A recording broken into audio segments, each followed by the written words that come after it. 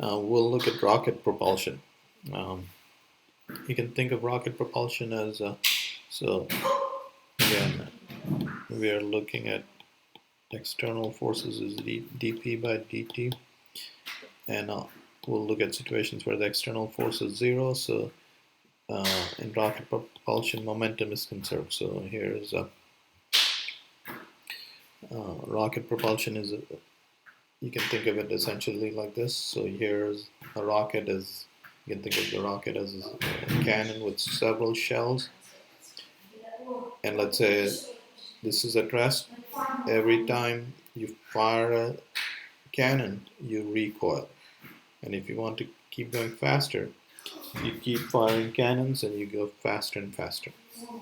Now, if you start off at rest, let's say you imagine this experiment in deep space. Let's say you start off at rest, your momentum was zero, and after you fired all the cannons, your velocity plus the momentum of all the cannons will still add up to zero. Okay, essentially that's what that is saying. Okay. All right, so what this shows you is, let's consider, here's look at a situation in deep space. Let's say here's a rocket. It's going at velocity v. Its mass is that, and now it fires a little. So let's ejects a little hot gases in the opposite direction, and because you recoil, you're going a little faster. Okay, so the more fuel you have burned, the faster and faster you go. Okay, and that's what this equation tells you. So this equation is valid in deep space where there's no gravity. The final velocity of the rocket is the initial velocity minus the initial velocity of the rocket is equal to the exhaust velocities. Okay? Exhaust speeds, the speed at which gas is being ejected relative to the rocket, times natural log of initial mass of the rocket divided by the final mass of the rocket. The initial mass of the rocket is, of course, the mass of the rocket plus fuel, and the final mass of the rocket is just the empty rocket. So that's how fast the rocket will be going given these exhaust speeds and given the amount of fuel in the rocket. Okay, this equation tells you the thrust. Okay, the rocket thrust. Now, if you're a rocket on ground, gravity is holding you down. So if you want to lift off, the thrust had better be greater than your weight. Okay, so here is a rocket sitting on a launch pad. The thrust had better be greater. The thrust had better be greater than the weight of the rocket to take off. And generally, for most practical rockets, the thrust is about 1.3 to 1.5 times the weight. Okay, and we'll see the numbers. All right. So what this equation is telling you is mass times the acceleration, which is the thrust of the rocket, is equal to the exhaust velocities, the speed at which the gases are exhausted, times dN by dt. That's the rate at which the rocket mass is changing. That's the rate at which you're burning fuel. And since the mass is decreasing, this will be negative, and hence the absolute value signs. Okay, the thrust is the rate at which the exhaust gases are coming out and the rate at which you're burning fuel. So if you want greater thrust, you can either choose to have a higher exhaust velocities. That depends on what rocket fuel you've chosen. And once you've chosen a rocket fuel for a given thrust, then that determines what rate you have to burn the fuel. Okay. Anyway, so this is the thrust equation. Now, if you're launching a rocket in the presence of gravity, the earlier equation gets modified to the following equation. There's the final velocity minus initial velocity, exhaust velocity, natural log of initial mass divided by final mass. This includes the mass of the rocket plus fuel, minus g times the burn time. Okay, so this will give you the final velocity of the rocket. Okay, now let's look at some of the numbers for the space shuttle.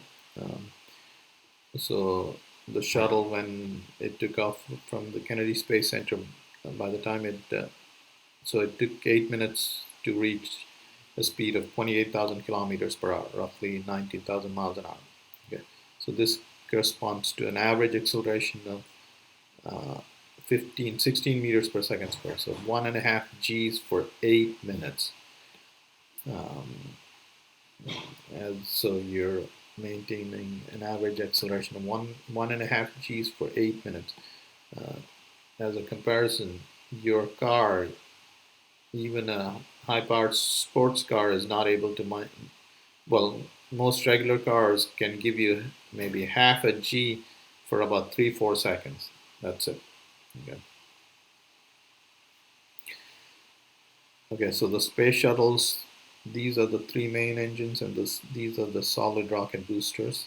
Okay, the 3 main engines and the 2 solid rocket boosters generated 7 million pounds of thrust.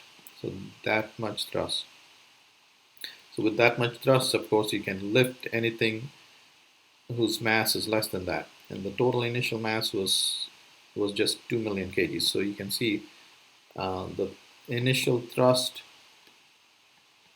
is about 1.55 mg.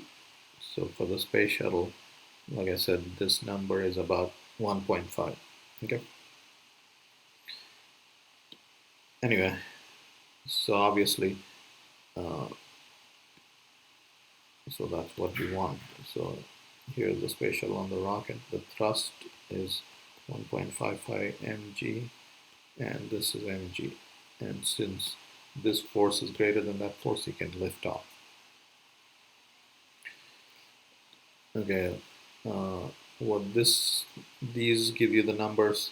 So the exhaust velocities from the main engine were 10,000 kilometers per hour, and the main engine was burning 12,000 kgs of fuel a second. That's a small car weighs 1,000 kg, so that's 12 small cars a second.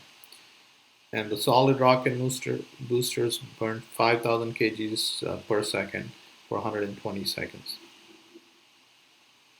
Okay.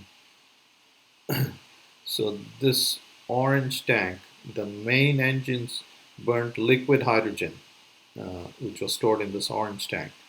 Okay, and so there's the liquid hydrogen, the fuel that was burned, and the oxidizer is liquid, not liquid oxygen. So the main engines there burnt liquid hydrogen from that tank.